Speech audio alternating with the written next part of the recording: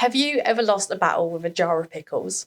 If you've ever chipped a nail on a ring pull, stabbed yourself with a clamshell package, or done the jar dance in the kitchen, you can sympathise with millions around the world where inaccessible packaging is both a frustration and a turn-off. I'm Jordan and you're watching Unpacked, the home of packaging innovation, insights and news, focusing on packaging that works for you and for the planet. If you're in the packaging space or just interested in finding out more about your everyday favourite items, consider following because I'll be posting every other Thursday. Today, we're unpacking accessibility in packaging, how it's evolved throughout the years to be more inclusive, and what brands are absolutely killing it today. Let's get into it.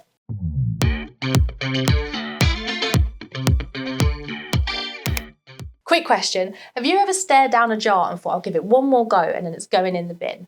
If that sounds familiar, then you're not alone. For some, frustrating packaging is just that, frustrating. But for others, it can literally be the difference between being able to use the product that they paid for or having to find an alternative. This often leaves a bitter taste in their mouth for the brand from the bad experience, which is pretty rubbish. Accessible packaging isn't just a buzzword, it's something we should all care about. Even you, strong man.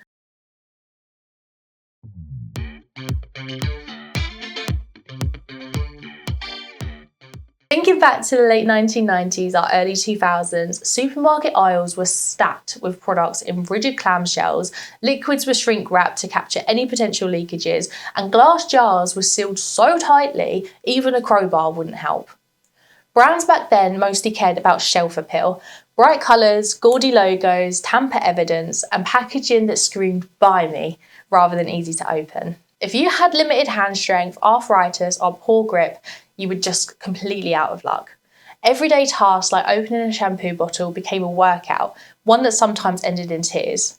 Sure, you could buy a tool that made life easier, but it should have been down to the brand to ensure the packaging was inclusive, not the consumer. Fast forward to now, our population is growing, and not just by a little bit. People aged over 60 and others living with reduced mobility or impaired vision make up a significant portion of the global population. Did you know, for example, that between 1974 and 2024, the proportion of people aged 65 plus surged from 5.5% to 10.3%? We're all living longer on average, so you can almost guarantee that there will come a point in our life where we'll appreciate easy to open packaging. That one-handed flip top or easy squeeze bottle won't just be a luxury, it will be a lifeline. So packaging designers, marketers and brands have had to think, if this product is for everyone, maybe the bottle shouldn't require biceps of steel to open. Accessibility isn't just something for a small minority, it affects nearly everyone at some point. Like maybe you've had a sprained wrist, maybe you're juggling groceries or carrying a baby in one arm, maybe you've just had a long day and your hands are tired. That's the beauty of good packaging. It doesn't just make life easier for some, it makes it easier for all of us.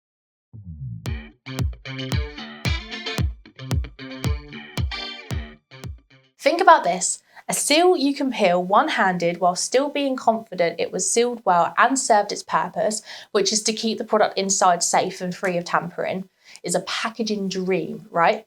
That means independence, dignity, and no more "can you help me with this" moments. And from a brand side, accessible packaging isn't just kind, it's smart. It means you can reach more people, build loyalty, and avoid those nasty one-star reviews like, "Great product, I nearly lost a finger opening it though." So what makes packaging accessible? Let's break it down.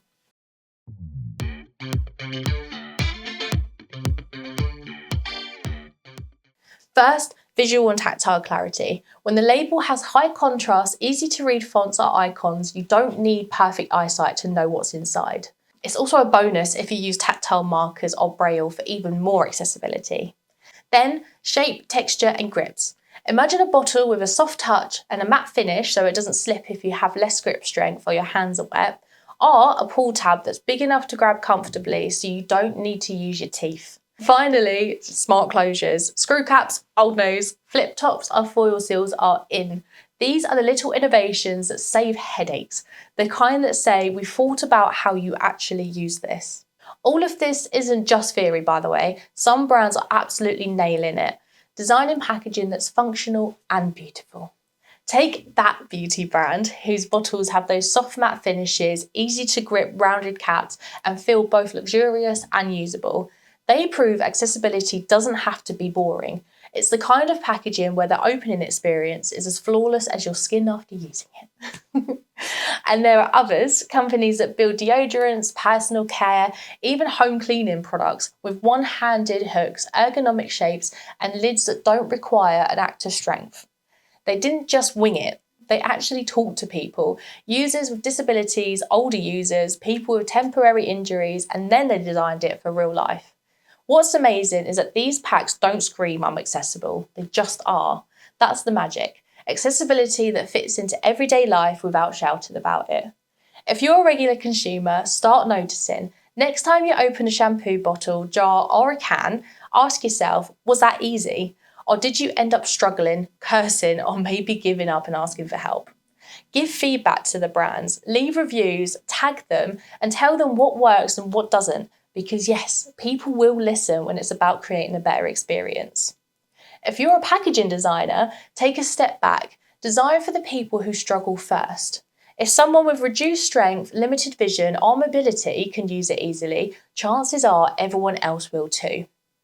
Make closures low effort, prioritise grip, use tactile cues, and test with real people under real conditions. Don't aim for just functional, aim for functional and desirable. Packaging can and should be inclusive. So, next time you open a bottle or jar, don't just treat it as a simple action. Notice and appreciate it. Maybe even take a second to think, hey, this is great. Or, how can this be done better? Because good design doesn't just make products, it makes life easier. Great packaging takes everything and everyone into consideration. Drop your thoughts or questions in the comments below and tell me, what packaging topic would you like me to unpack next? Until next time, take a look at our socials for more interesting news, innovations, and behind the scenes insights. I'll pop the links in the description below. Until then, I'll see you soon.